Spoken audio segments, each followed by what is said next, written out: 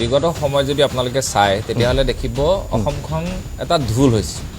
এফালৰ পৰা কোনোবাই এক পিটন দিব হেফালৰ পৰা আকৌ এক পিটন দিব তাৰপৰা মাজতে আমি বিলাকে নাচি থাকিব লাগিব এনেকুৱা এটা পৰিবেশলৈ গৈ আছে অলপ দিনৰ আগত অৰুণাচলৰ লোকে 11 জন মিসিং ভাই বন্ধুৰ ভৰিত গুলিয়ালে কেইবাজনো এতিয়া আইসিউত আছে 2 লাখ টকা দিলে মন্ত্ৰী গল আলোচনা কৰিলে তাৰপিছত সেইটো আন্দোলন খাম কাটিলে এফালে শিৱসাগৰত বানপানী হল শিৱসাগৰ বানপানী হোৱাৰ পিছত ৰাইজে যিমানখিনি যি পাব লাগে চৰকাৰৰ পৰা উপযুক্ত পৰিমাণে বৰ্তমানলৈকে পোৱা নাই এটো খাম কাটিছে লাহে লাহে সেইটো এটা বিষয়টো বেলেগ যাব জুবিন গাৰ্গৰ ন্যায় প্ৰক্ৰিয়াটো এটা তদন্তৰ প্ৰক্ৰিয়া এটো এটা চলি আছে মিহিমিকে অলপ দিনৰ আগত 14 আগষ্টৰ দিনা কৰ্তব্যৰত অৱস্থাত এগৰাকী আৰক্ষী বিষয়াক ড্ৰাগছ মাফিয়াই মাৰি দিলে হেতু বিষয় তল পৰিলে আজি গৈ পেলাই আহি গল আকৌ এটা নতুন বিষয়টো আজি দুদিন বিহু চলি আছে বুলি কয় কিছুমানৰ কাৰণে এটো বিহু কিছুমানৰ কাৰণে সাংঘাতিক ধৰণৰ এটা ভয়াবহ দুটা দিন ঘটনাটো আসলতে কেব চালকৰ কোনখন কেব খুৱাব বা কোনখন কেব নহব এটো আসলতে এনেকুৱা হৈছে যে অসমৰ মানুহ তাতে যাব অসমৰ মানুহ যে নাযাব তাতে অসমৰ মানুহ গৈ পেলাই তাতে তেওঁলোকৰ জীৱন সুৰক্ষিত হ'ব নে নহব এটো হৈছে আটাইতকৈ ডাঙৰ কথা আৰু অতি মানে লজ্জাজনক কথা এটা এটো মই এবাৰ ভুক্তভোগী মোৰ নিজৰ ঘটনা এটাও ঘটিছে তাতে মই এবাৰ নেহুলে যাওঁতে গাড়ীখন অকনমান বেক কৰিব লগা হ'ল 2 সেকেন্ড মান আসলতে এখন গাড়ী ৰব লগা হৈছিল আৰু তাৰ পাছত মানে যেটো ৰূপেৰে আসলতে তেওঁলোক আগবাঢ়ি আহিছিল হে সময়কনৰ কাৰণে হে 2 সেকেন্ড সময় ৰওঁতে আসলতে তেনেকুৱা ধৰণৰ তেওঁলোকৰ মানসিকতাটো অকনমান অসমৰ প্ৰতি অলপ বেলেগ ধৰণৰ মানে কেতিয়াবা তেনেকুৱা ধৰণৰ লাগে যে আপুনি মেঘালয় কক আজি অৰুণাচলে কক অৰুণাচলৰ হিনাখন ধেমাজিত 11 জনকৈ মানুহক গুলিয়াই দিছে ভাবকচোন আপুনি এএমসিত তেওঁলোক মানে চিকিৎসাধীন হ'ব লগা হৈছে মানে নাগালেণ্ডে প্ৰতিটো মুহূৰ্তত সীমা আমাৰ ঠেলি আহি থাকে এই গোটেই বিষয়টো কিন্তু অসম চৰকাৰখনৰ কৰবাত দুৰ্বলতা আছে যে আমি সদায় ডিফেন্সিভ খেলি থাকো আমাৰ যেটো দায়িত্ব মানে তেওঁলোকৰ ওপৰত আমাক যে এই ধৰণে যে গাড়ী এখন ভাঙিলে এই ছবিটো দেখি আছে আপুনি কেনেকে ধৰণে আসলে পাখবিক এটা মানে কাৰবাৰ এটা এটো গণতান্ত্ৰিক আন্দোলন নহয় এই যে কৰি থাকে অসমৰ গাড়ী নাম্বাৰ প্লেট বিচাৰি তেওঁলোকে কি কৰিছে তাত মানে আক্ৰমণ কৰিছে আজি মই গৈছিলো তাতে ধ্ৰুব যিজন আপোনালোকৰ সভাপতি ধ্ৰুবক মানে লগ পাইছো বিভিন্ন ধৰণৰ জাতীয় সংগঠনৰ এই বিষয়টোৰ ওপৰত মানে আন্দোলনৰ কাৰ্যসূচীত অংশগ্ৰহণ কৰিছে আসলতে আৰু এটা দুৰ্ভাগ্যজনক কথা যে অসম চৰকাৰৰ কোনো প্ৰতিনিধি এজন আজিলৈকে তালৈকে যোৱা নাই নোযোৱা কাৰণটো মই ভাবিছো যে ইস্যু ডাইভাৰ্ট কৰিবৰ কাৰণে আন্দোলনটোক দীঘলীয়া কৰিবলৈ গৈ আছে নেকি এনেকুৱা ধৰণৰ লাগিছে যে দুইখন চক কেন্দ্ৰত বিজেপি চৰকাৰ অসমত বিজেপি চৰকাৰ মানে মেঘালয়ত বিজেপি চৰকাৰ এটো সামান্য কথা এটা লৈ হেলুকে মানে গোটেই বিষয়টো লৈ এটা আন্দোলনৰ মানে কাৰ্যসূচী ঘোষণা কৰি তেওঁলোকে আন্দোলন কৰি আছে সামান্য মানে কি যিখন গাড়ী ক্ষতি সাধন হ'ল সেইখন গাড়ী বনাই দিব লাগিব ৰিপেয়াৰিং কৰিব লাগিব ভৱিষ্যতৰ দিনত যাতে এনেকে ধৰণে কোনো কৰিব নোৱাৰে মেঘালয়লৈ গলে সেই কামটো মানে এচিওৰ কৰিব লাগিব সুৰক্ষিত ভৱিষ্যতৰ কাৰণে তেওঁলোকে কি কৰিছে 3টা দিন ধৰি আন্দোলন কৰি আছে কিন্তু আমাৰ চৰকাৰখনৰ দায়িত্বটো আছিল কি যে তাতে গৈ মানে আমি যেহেতু নেডাৰ চেয়াৰম্যান ইয়াত আছে নেডাৰ চেয়াৰম্যান মানে মুখ্যমন্ত্ৰী অসমৰ মুখ্যমন্ত্ৰী ডক্টৰ হিমন্ত বিশ্ব শৰ্মা নেডাৰ চেয়াৰম্যান তাৰ পাছতো কিন্তু আজি তাৰিখলৈকে মানে হেৰিক মানে মেঘালয়ক মানে নাকি লগাব পৰাকৈ যেটো ব্যৱস্থা গ্ৰহণ কৰিব লাগিছিল ব্যৱস্থা গ্ৰহণ কৰা নাই এৰেষ্ট কৰিলে 3জনক এৰেষ্ট কৰিছে দেখা পাইছো কিন্তু ভৱিষ্যতটো কেনেকে ধৰণে সুৰক্ষিত হ'ব এটো চাব লাগিব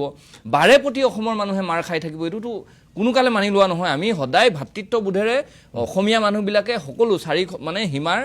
আটাইখন ৰাজ্যৰ লগতে আমি ভাতৃত্ববোধ বৰ্তাই ৰাখিবৰ কাৰণে প্ৰচেষ্টা হাতত লওঁ কিন্তু তেওঁলোকে প্ৰতিটো মুহূৰ্ততে এটা আক্ৰমণাত্মক ভূমিকা লয় কাৰ কাৰণে চৰকাৰৰ দুৰ্বলতাৰ কাৰণে এই কাম কাজবিলাক কৰিবলৈ পায় মই ভাবিছো যে এইটো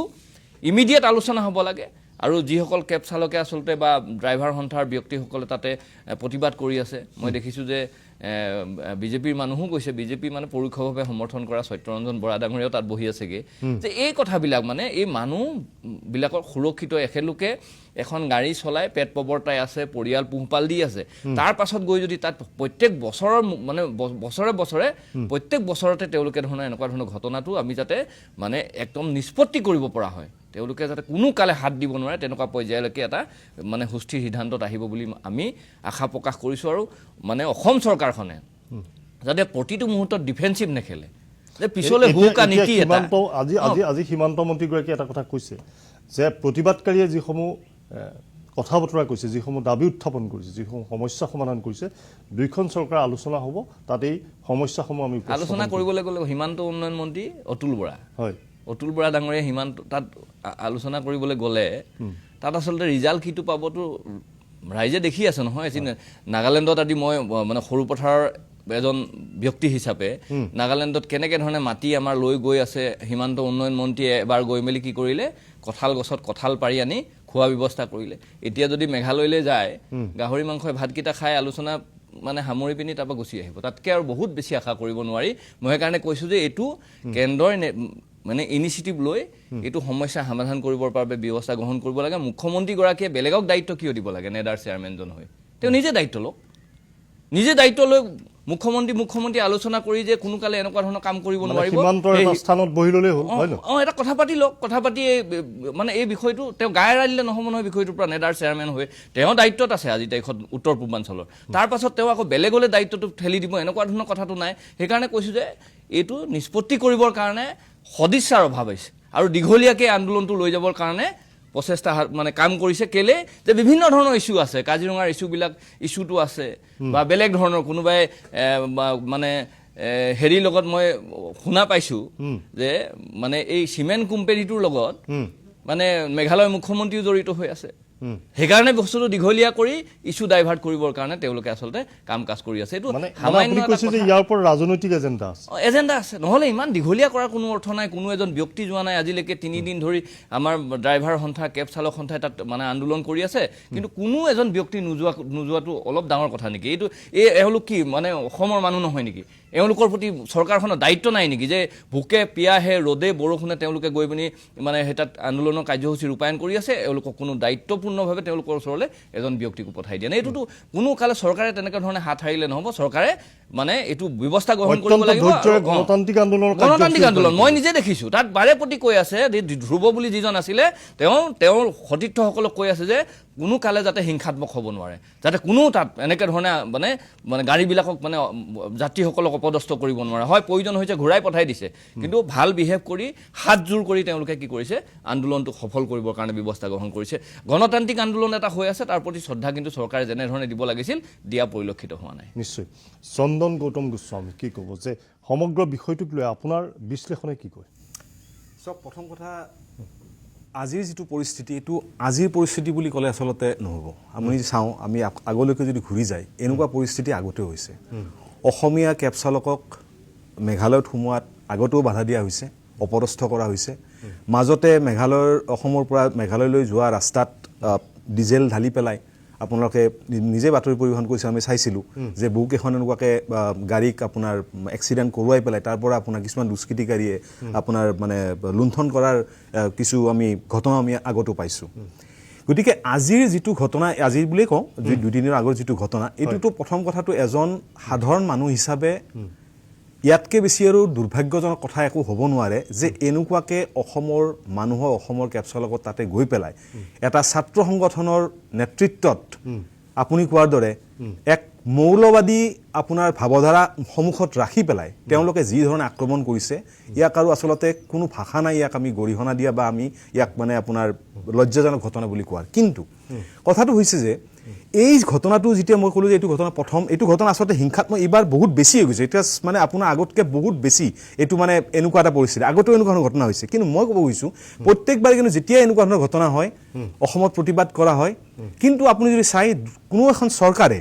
এই ক্ষেত্ৰত কিন্তু তেওঁলোকে সদিচ্ছা প্ৰকাশ নকৰে যে ইয়াৰ এটা স্থায়ী সমাধান কিবা এটা হওক। ঘটনাটো আচলতে কেব চালকৰ কোনখন কেব সোমাব বা কোনখন কেব নহ'ব, এইটো আচলতে এনেকুৱা হৈছে যে অসমৰ মানুহ তাতে যাব, অসমৰ মানুহ যে নাযাব, তাতে অসমৰ মানুহ গৈ পেলাই তাতে তেওঁলোকৰ জীৱন সুৰক্ষিত হ'ব নে নহ'ব, এইটো হৈছে আটাইতকৈ ডাঙৰ কথা। কেব চালক বা কেব তাতে সোমোৱাটো বন্ধ কৰা নকৰাটো বৰ ডাঙৰ কথা নহয়, মানে ডাঙৰ কথা হয়। মই ক'ব খুজিছোঁ যে মানুহৰ জীৱনৰ এতিয়া সুৰক্ষাৰ কথাটো এতিয়া বৰ্তমান আহি পৰিছে, আৰু মানুহৰ জীৱনক লৈ পেলাই আচলতে হেতালি খেলিছে এই দুয়োখন চৰকাৰে। আপুনি কোৱাৰ দৰে আমি সকলোৱে জানো অসমত বিজেপি চৰকাৰ, মেঘালয়ত বিজেপি চৰকাৰ, কেন্দ্ৰত বিজেপি চৰকাৰ, নেডাৰ আপোনাৰ হিমন্ত বিশ্ব শৰ্মা ইয়াতে বহি আছে। আজি 2 দিনলৈকে তেওঁলোকৰ কোনো খা খবৰ নাই। মাত্ৰ দুজন মানুহ এৰেষ্ট কৰি পেলাই তেওঁলোকে কি দেখো মানে এটা জাষ্ট মানে কি বুলি কয় মানুহৰ সন্মুখত দেখাব খুজিছে যে আমি কিবা এটা কৰিছো এইটোতো আজিৰ ঘটনা নহয় এইটোতো ঘটনাটো আজিটো ক'ব গ'লে এটা মানে যেন এটা আগ্ৰহী মানে আপোনাৰ আহি পেলাই এটা ব্লাষ্ট হৈ গৈছে এতিয়া এই সমস্যাটো আচলতে কেতিয়াবা সমাধান কৰিব লাগিছিলে কিন্তু আপুনি চাই কোনো এখন চৰকাৰৰ সদিচ্ছা নাই আৰু সদিচ্ছা নথকাৰ আঁৰৰ কাৰণ কি হ'ব পাৰে এইটো নিশ্চয় কিবা এটা ৰাজনৈতিক এজেণ্ডা এটা আছে কাৰণ চাওক এই গোটেই ঘটনাটোৰ লগত যদি আপুনি চাই আমাৰ কিমানজন অসমৰ কেব চালকৰ আপোনাৰ নিজৰ পৰিয়ালৰ পোহপালৰ কথা আছে তেওঁলোকৰ এখন ঘৰ তেওঁলোকে যে কোনো ভাড়াত চলাই থাকে হয়নে নহয় কোনো ভাড়াত চলাই থাকে কোনোবাই তেওঁলোকৰ নিজৰ গাড়ী আপোনাৰ EMI লৈ পেলাই আজি যদি 2-4 দিন বা 10 দিন যদি ধৰি পেলাই যদি বন্ধ হৈ যায় তেওঁলোকৰ বাকীটো তেওঁলোকৰ কোনো মানে সোৰ্স না ইনকাম সোৰ্স নাই গতিকে তেওঁলোকৰ হ'ব কি গতিকে এই ক্ষেত্ৰত ততাতৈকিয়া চৰকাৰখন অকল কি বুলি কয় ৰাস্তা বনা বা ফ্লাইওভাৰ বনোৱাৰ কাৰণে চৰকাৰখন নাই নহয় অকল চৰকাৰখন আপোনাৰ চৰকাৰখনৰ দায়িত্ব আছে মানুহখিনি যিখিনি অসমত আছে সেই মানুহখিনিৰ দায়িত্বটো লোৱা গতিকে আজি যদি এই অৱৰোধটো যদি আজি দীঘলীয়া আজি তেখেতে ডাঙৰীয়াই কৈছে যে আজি তেওঁলোকে এই যিটো আন্দোলন গণতান্ত্ৰিক আন্দোলন যি মানে একদম হিংসাত্মক কোনো ধৰণৰ এটা স্ফুলিংগ নপৰাকে তেওঁলোকে যি আন্দোলন কৰিছে কিন্তু এই আন্দোলনটো যদি আজি দীঘলীয়া যদি হৈ যায় 10 দিন এমাহ যদি হৈ যায় ভাবক সেই কেইজন কেব চালকৰ ঘৰৰ কথা আপুনি ভাবক সেই পৰিয়ালটোৰ কথা তেওঁলোকৰ কি হ'ব তাৰ দায়িত্ব কোনে ল'ব তাৰ দায়িত্ব চৰকাৰে ল'ব যদি চৰকাৰে দায়িত্ব লওক তেতিয়াহ'লে কওক তেওঁলোকে কিন্তু মইতো দেখা নাই যে তেওঁলোকে কোনো দায়িত্ব লোৱাৰ কথা কাৰণ যিখন চৰকাৰৰ কোনো এজন প্ৰতিনিধি আহি পেলাই এওঁলোকৰ বা সেই চৰকাৰৰ সেই মেঘালয় চৰকাৰৰ সেই সংগঠনৰ লগত কোনো এটা আলোচনা কৰাৰ কথা তেওঁলোকে আজি 2-3 দিন শেষ হ'ব আজি এতিয়া তেওঁলোকে কৈছে তেওঁলোকে আলোচনা কৰিব বুলি আৰু আটাইতকৈ ডাঙৰ কথাটো হৈছে কি এগৰাকী জিলা আয়ুক্তৰ তাত গৈ পেলাই গোটেই পৰিস্থিতিটো বুজ ল'ব পাৰে নাই যোৱা এতিয়ালৈকে কোনো যোৱা নাই কামৰূপ মহানগৰ জিলা আয়ুক্তগৰাকীটো আমাৰ যোৰাপাটলৈকে হয়নে এতিয়া মই মাজতে কথাখিনি কওঁ এতিয়া চাওক আপোনালোকৰ আমাৰ ইয়াতে যিটো আমাৰ কেব চালক সন্থাই যিখিনি আন্দোলন ইয়াতে কৰিছে সম্পূৰ্ণ গণতান্ত্ৰিকভাৱে হৈছে কিন্তু ভাবক যদি কিবা কাৰণত যদি পৰিস্থিতি যদি অকমান যদি ইফাল হৈ পেলাই হিংসাত্মক যদি এটা যদি পৰিস্থিতিলৈকে গুচি যায় আপুনি ক'ব নোৱাৰে কোনো কথাটো পৰিস্থিতিৰ কথা কোনো ক'ব হ'ব পাৰে নহয় কোনোবা এটা কিবা এটা কথা যদি হিংসাত্মক তেতিয়া কি হ'ব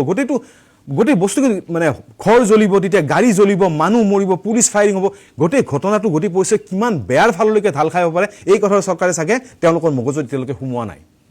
এইটো কথাই হৈছে এতিয়া মোৰ আটাইতকৈ ডাঙৰ প্ৰশ্ন চৰকাৰখনলৈকে দুখন চৰকাৰলৈকে যে আপোনালোকে আজিলৈকেও মৌন কিয় আপোনালোকৰ ইয়াত মাজত আপোনালোকৰ কথাটো কি যে মানুহখিনিক ৰাস্তাত আপোনালোকে মৰিবলৈ দিব অসমৰ মানুহৰ তাতে মানুহৰ ভাত মাৰিব বা অসমত তাতে মানুহ গৈ পেলাই নিজৰ জীৱন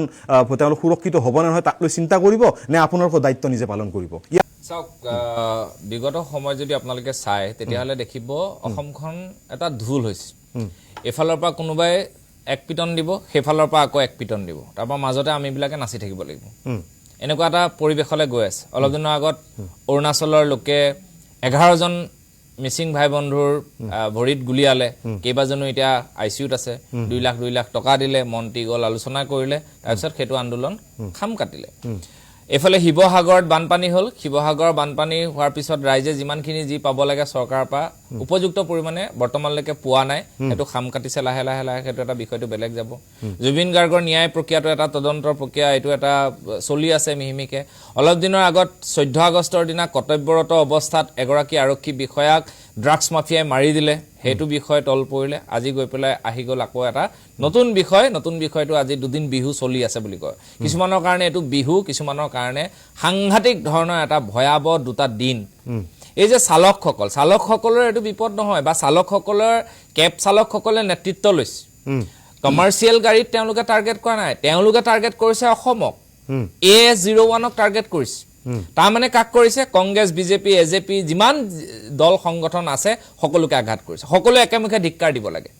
এতিয়া এই দায়খৰা মন্তব্য মন্ত্ৰীৰ সদায় এনেকে ক'ব মন্ত্ৰীয়ে সদায় সমন্বয় গঢ়িব আছে আমিওতো সমন্বয় গঢ়িব চাওঁ আমি কোনদিনা সমন্বয় গঢ়া নাই কোনোবা দিনটো আমি কাজিয়া কৰিবলৈ যোৱা নাই কোনোবা এনেকুৱা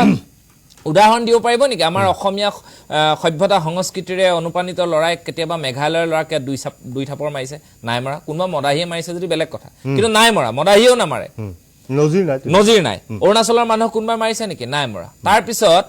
ৰেলী এটা কৰিছে তেওঁলোকৰ আভ্যন্তৰীণ বিষয় চৰকাৰৰ ওপৰত বিজেপি চৰকাৰৰ ওপৰত তেওঁলোকৰ তাতে বিজেপি মানে মিত্ৰতা এলায়েন্স চৰকাৰ চলি আছে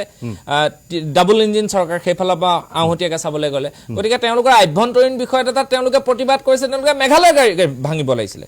কিন্তু মেঘালয় গাড়ীৰ মাজে মাজে অসমৰ গাড়ী বিচাৰি ল'লে কিয় এইটো এটা প্ৰশ্ন এই প্ৰশ্নটো সুধিব লাগে মুখ্যমন্ত্ৰীয়ে মুখ্যমন্ত্ৰীক অসমৰ মুখ্যমন্ত্ৰী হিমন্ত বিশ্ব ৰায়ে সুধিব লাগে যে মোৰ অসমীয়া গাড়ীখনৰ ওপৰত কি কাৰণে আপোনালোকে এই কামটো কৰিলে তাৎক্ষণিক উত্তৰটো সেইটো দি পেলাই ৰাইজৰ কাৰণে আশ্বস্ত কৰিব লাগে যে এইটো কাৰণত এইটো এনেকুৱা ভুলবশত হ'ল বা এনেকুৱা হ'ল কিন্তু নাই কৰা এতিয়ালৈকে আলোচনা হোৱা নাই কোনো মানুহ যোৱা নাই 37 ডিগ্ৰী সেলসিয়াছ যিসকল মন্ত্ৰী এমএলএ আজি এসি ৰুমৰ কোঠাত বহি আছে হেতু সময়ত কেব চালকসকল অসমৰ দল সংগঠন বিভিন্ন সামাজিক ব্যক্তি বা ভিন্ন ৰাজনৈতিক দলৰ ব্যক্তিসকল আহি তাতে প্ৰতিবাদ কৰি আছে এটা দিনত এজন মানুহৰ চলিবৰ কাৰণে কিমান টকা লাগে আপুনি কক এখাজ ভাত খাবৰ কাৰণে আজিৰ দিনত এজন কেব চালকে বা এজন গাড়ী চালকে বা এজন সাধাৰণ কোম্পানীত চাকৰি কৰি থকা লৰাই আজি কিছুমান লৰাটো মেঘালয়ত চাকৰি কৰে কিছুমান মেঘালয়ৰ পৰা অসমত চাকৰি কৰে হেবোৰ হৈছে সাধাৰণ শ্ৰেণীৰ লৰা ছোৱালীবিলাকে ভোগ কৰিছে কাৰ কাৰণে চৰকাৰৰ কাৰণে এই সিস্টেমটো কাৰণে মই বাৰে বাৰে কওঁ যে এটা সিস্টেম কেতিয়াও খলনি নহয়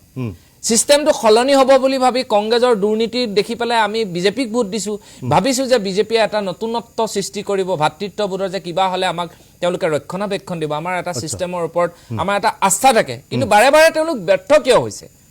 আৰু মই আগতেও কৈছো এই এনেকুৱা অনুষ্ঠান বহুত টিভি টকছত কৈছো যে হিমন্ত বিশ্ব শৰ্মা হওক দিলীপ শইকীয়া হওক যেতিয়া তেওঁলোকে বাহিৰত বুকু দাঙি পেলাই ভাষণ দিয়ে তেওঁলোকক আমি ফেসবুকত লিখো যে আমাৰ অসমীয়া সন্তানে বাহিৰৰ গত এনেকে দবদপাই আছে কিন্তু ইমান ডাঙৰ সন্তান থকাৰ পিছত অসম মাতৃৰ বুকুত কোনোবাই খুনা মাৰি থাকিব বাৰে বাৰে আমি সভ্য জাতি অসমীয়া জাতি আমি শংকৰ মাধৱৰ জাতি বুলি কৈ আমি হাত খাবদি বহি থাকিম আমি সদায় মাৰে খাই থাকিম পিটন খাই থাকিম সৌখিদিনা আমাৰ অসমীয়া কোন বুলি এইখন অসমতে অসমৰ ভিতৰত খেদি আহিলে যে কোন অসমীয়া সৌখিদিনা পেট্ৰল ডিপোত আমাক বিহাৰীয়ে আমাৰ অসমীয়া লৰাক মাৰপিট কৰিলে এইবিলাক বস্তু ৰাজনীতি বাদ দিয়ক ৰাজনীতি এটা বেলেগ স্তৰৰ কথা কিন্তু আমাৰ যেটো সামাজিক দায়বদ্ধতা থাকিব লাগে প্ৰত্যেকজন ৰাজনীতিবিদৰ এজন অসমীয়া হিচাপে অসমীয়া টেষ্টটো থাকিব লাগিব মই কোৱা নাই মাৰপিট কৰিবলৈ মই কোৱা নাই যে কোনোবাই জংগলী কাৰবাৰ কৰিছে আমি জংগলী কাৰবাৰ কৰিব আমাৰ কথাবিলাক এতিয়া অসমতে চলি আছে আমাৰ কথাবোৰ আমি কিয় জনপ্ৰতিনিধি এজন দিছো আজি মুখ্যমন্ত্ৰীয়ে 200 আসন কিয় পাইছে 102 আসন তেওঁলোকক আমি জনপ্ৰতিনিধি হিচাপে পাইছো আমাৰ কথা বতৰাবিলাক তেওঁলোকে চৰকাৰৰ লগত পাতিব লাগিব ইমান এৰি দুদিনকে আন্দোলন চলিলে এই লৰাবিলাকে নুবুৱাকে সেই সিদিনা মহাবীৰ লাচিত খানা বুলি লাচিত খানাৰ কেইবাটাও ভাগ আছে মহাবীৰ লাচিত খানাৰ লৰা কেইটাই গধূলি সময়লে পানী আৰু বিস্কুট যোগাৰ কৰি দিছে আৰু গধূলি সময়ত মই তেওঁলোকক প্ৰথমটো প্ৰস্তাৱ দিলো যে আপোনালোকে ইমান শান্তিপূৰ্ণভাৱে আলোচনা কৰি আছে তাতে কেইবাজনো মানুহ আছিল মই বলো আপোনালোকৰ